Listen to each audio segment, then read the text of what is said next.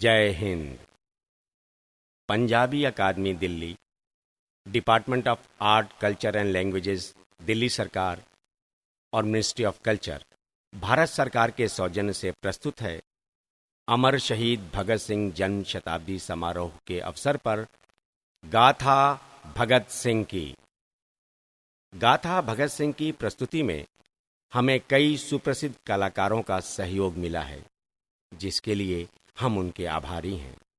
सर्वश्री Manoj Kumar, Om Puri, Kulbhushan Kharbanda, Jimmy Shergill, Rama Vij और रवि झांकल आदि कलाकारों ने अपनी जादू भरी आवाज़ों से इसे सजाया है। इसी के साथ कैलाश खेर, रूप कुमार राठौर और सरबजीत कौर के मधुर गायन और महेंद्र कुमार बबलू द्वारा इस प्रस्तुति को संगीतबद्ध किए जाने पर हम उनके आभारी हैं। और हम आभारी हैं Indian council for historical research के। हम उन सभी रंगकर्मियों के प्रति भी अपना आभार प्रकट करते हैं, जिन्होंने बहुत कम समय में रात दिन मेहनत करके इस पेशकश में अपना सकारात्मक योगदान दिया है। हम आभारी हैं आप दर्शकों के। आपने यहाँ आकर कलाकारों का मनोबल बढ़ाया है। आप सभी का स्वागत है। तो आइए, प्रस्तुत है गाथा भगत सिंह की।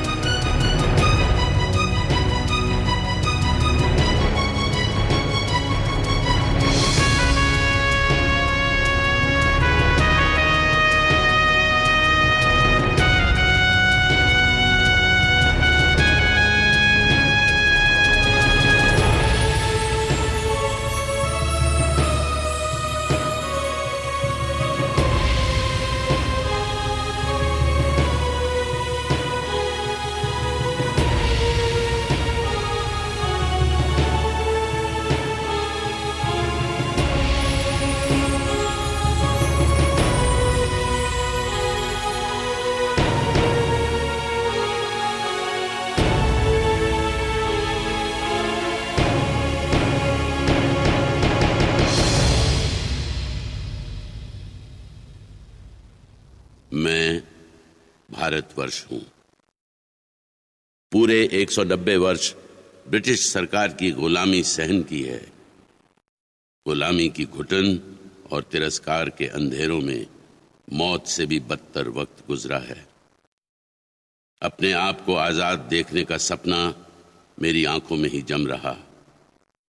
मुझे आजाद करवाने के लिए मेरे हजारों बच्चों ने पुलिस की लाठियां खाईं, जेलें काटीं, गोलियों से उड़ाए गए, फांसी पर चढ़ाए गए, न जाने कितनी जानें तक कुर्बान हुई।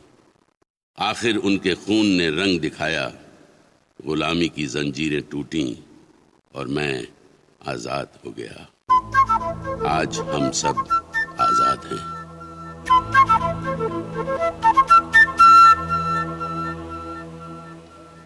पिछले 60 वर्षों से इस आजाद फिजा में जी रहे हैं। आज जब भी कभी कभी आप लोगों के अंदर धार्मिक संकीर्णता, आतंकवाद और आपके आपसी झगड़े और दंगे फसाद होते देखता हूं, जी में आता है आपसे कुछ कहूं कि इस आजादी को महात्मा गांधी, जवाहरलाल नेहरू, सुभाष चंद्र बोस और भगत सिंह ने बहुत दुख और कष्ट झेलकर एक लंबे संघर्ष से प्राप्त किया है। मेरे हजारों बच्चे शहीद हुए, इसे संभाल कर रखो, कहीं गंवा मत देना। इस वर्ष हम शहीद भगत सिंह की 100वीं वर्षगांठ मना रहे हैं, जिसने अपने साथी राजगुरु और सुखदेव के साथ 23 मार्च 1931 को फांसी का फंदा चूमकर इस देश पर अपनी जानें कुर्बान की थी।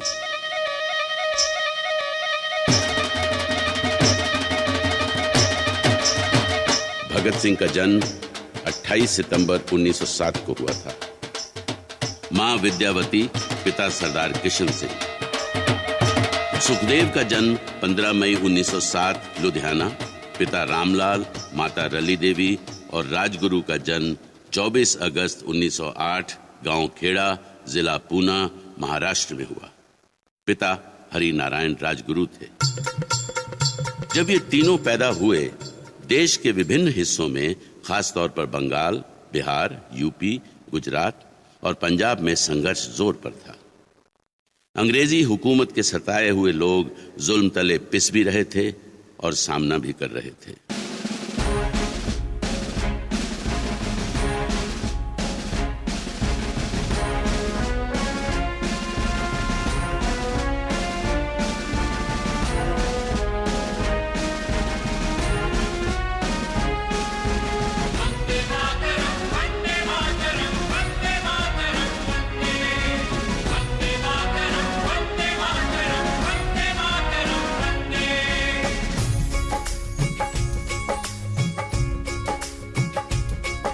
आजाद होगा अब तो ये हिंदुस्तान हमारा, आजाद होगा अब तो ये हिंदुस्तान हमारा।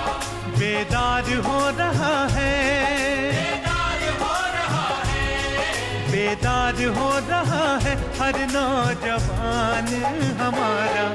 आजाद होगा अब तो ये हिंदुस्तान हमारा, आजाद होगा अब तो ये हिंदुस्तान हमारा।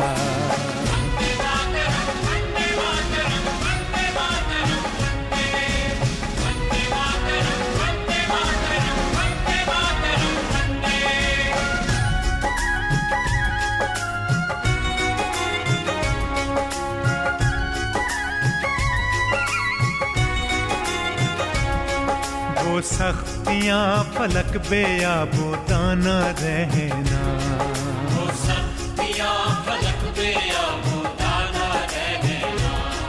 कैदी का फिर भी कहना, कैदी का फिर भी कहना, कैदी का फिर भी कहना हिंदुस्तान हमारा। आजाद होगा अब तो ये हिंदुस्तान हमारा, आजाद होगा अब तो ये हिंदुस्तान हमारा।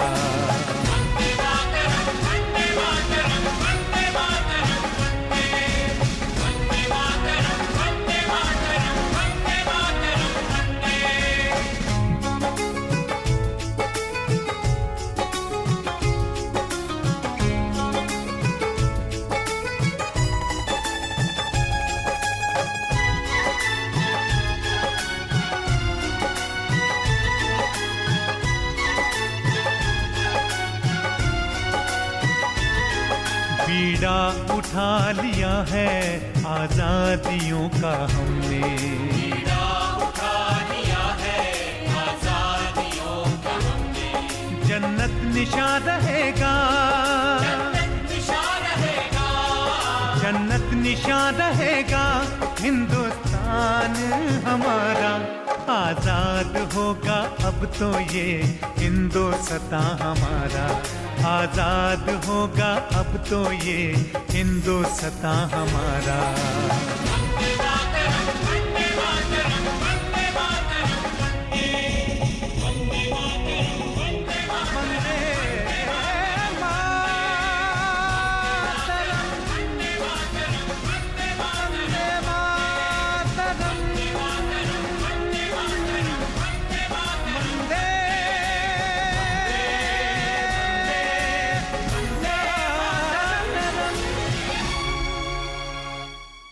देश प्रेम की धारा तो भगत सिंह के परिवार में कई पीढ़ियों से बह रही थी। उसके पूर्वज फौज में थे और सिखों की अंग्रेजों के साथ 1848-49 की लड़ाई में वो भी लड़े थे। उनके दादा सरदार अर्जुन सिंह आर्य समाजी, समाज सेवक, कांग्रेसी, देशभक्त थे। पिता सरदार किशन सिंह गांधी जी के शिष्य, और उत्तरी भारत के मशहूर समाज सेवक थे। देश में कहीं भी अकाल पड़ा हो या बीमारी, पीड़ितों की सेवा करने पहुंच जाते। चाचा अजीत सिंह और स्वर्ण सिंह तो कई बार जेल जा चुके थे।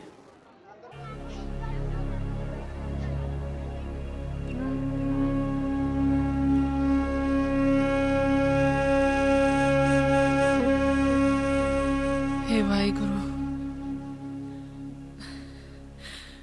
घर के सब मर्द बाहर गए हुए हैं। रब्बा मेहर करी। पैरी पेढ़ा दादी। जिंदा रहे पुत्र संतू। भागते आ रहे हो, क्या हुआ? बहुत अच्छी खबर लाया हूँ दादी जी। गुलाम देश में रहते अच्छी खबर किथे पुत्र? चल सुना अच्छी खबर। दादी, सरदार किशन सिंह को जमानत मिल गई और सरदार स्वर्ण सिंह को भी चीफ कोर्ट ने रिहा कर दिया। सच्ची? हे वाहिगुरु, तेरा लख लख शुक्र है। दादी जी एक और खबर सुनो। सुनते ही आप मुझे गुड़ खिलाएंगी। गुड़ की पुत्र, मिश्री ले लेना। पहले बता तो सही। दादी, चाचा सरदार अजीत सिंह को मांडला जेल से रिहाई मिल गई। हे वाहिगुरु, आज तू किन्ना मेहरबान है।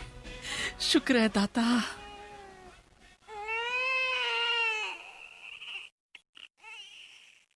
दादी जी, दादी जी, दादी जी बधाई हो, नया सूट लूंगी। आय हाय, जरूर देंगी। पहला सूट वाली खबर ते दे।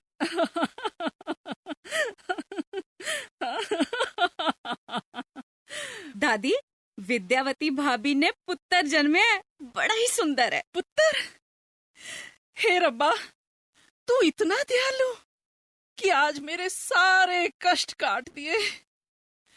पुत्र दे नाल ही इस घर की खुशियां भी वापस आ गई। बहुत ही भाग्यवान बेटा दिया वाहेगुरु। भागों वाला, आते ही इस घर के सारे भाग जगा दिए। मैं इसका नाम भगत सिंह रखना है।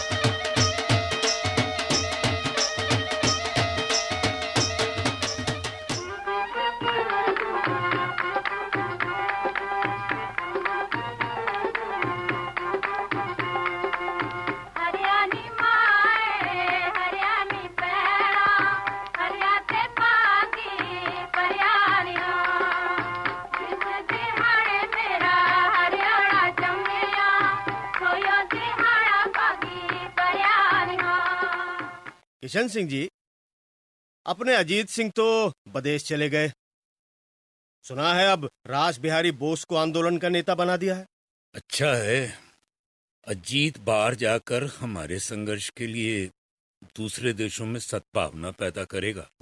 यहाँ पर पूरे देश की आंखें गांधी जी पर लगी हुई हैं। जवाहरलाल नेहरू बहुत ही मेहनती और नए ख्यालों के नेता हैं। यही देश को सही रास्ता दिखाएंगे। जी हाँ। और आजादी मिलकर ही रहेगी। ओ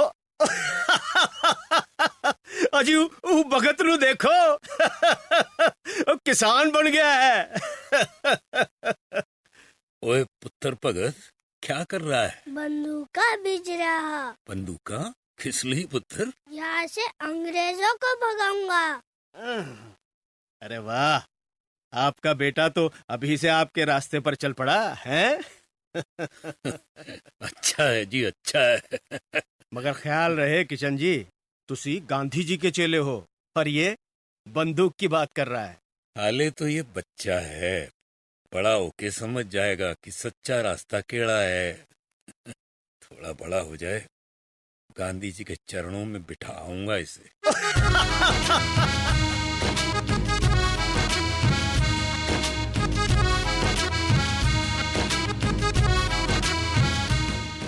लाला जी प्रणाम।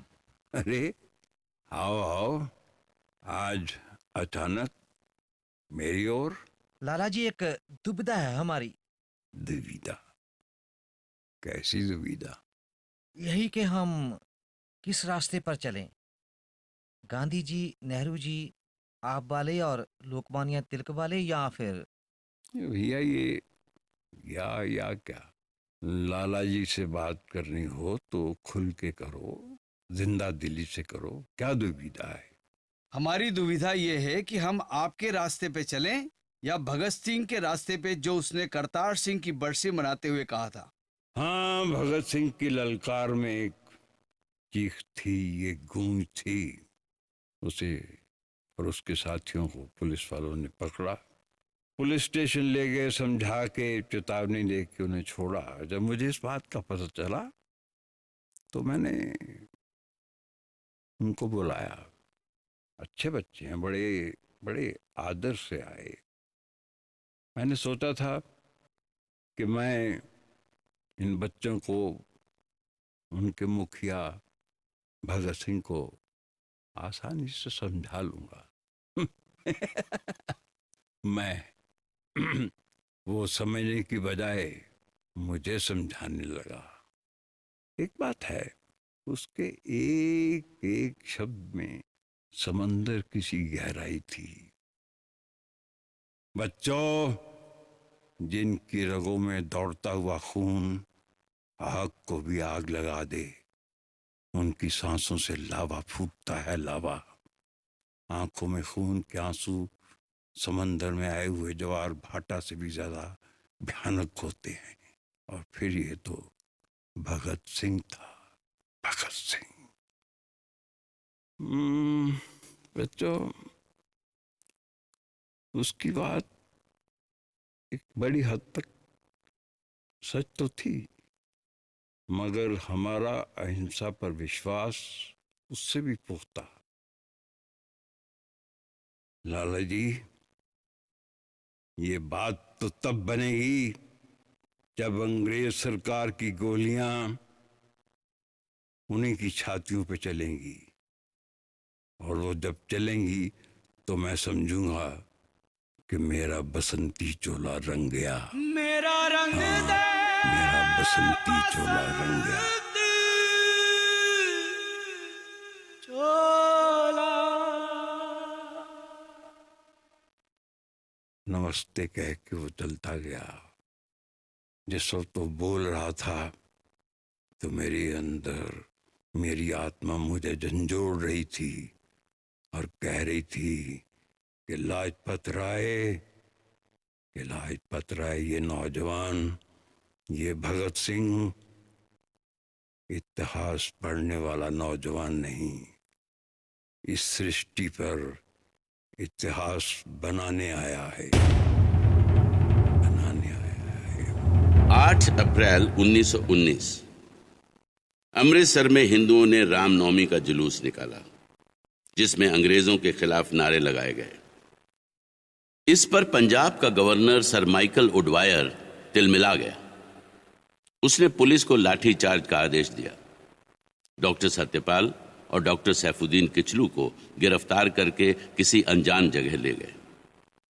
अपने आदरणीय नेताओं को लापता पाकर लोग जुलूस की शक्ल में डिप्टी कमिश्नर के बंगले की तरफ चलने लगे, ताकि पूछ सकें हमारे नेता कहां हैं। पुलिस ने अंदर जाने से रोका और लोग आक्रोश में आ गए। गवर्नर ने मार्शल लॉ लगाकर जनरल डायर को बुला लिया। उसने 11 अप्रैल को लोगों पर गोलियां और लाठियां चलाईं। शहर में ऐलान कर दिया, सुनो सुनो सुनो सुनो सुनो सुनो, हर आमो खास को इतला दी जाती है कि जनरल डायर के हुक्म से शहर में मार्शल लॉ लगा दिया गया है और आज से शहर में कोई जलसा जुलूस नहीं होगा। इसलिए रात के 8 बजे के बाद कर्फ्यू में कोई भी घर से बाहर ना निकले। अगर कोई हुक्म अदुली करेगा उसे गोली मार दी जाएगी। सुनो सुनो सुनो सुनो सुनो सुनो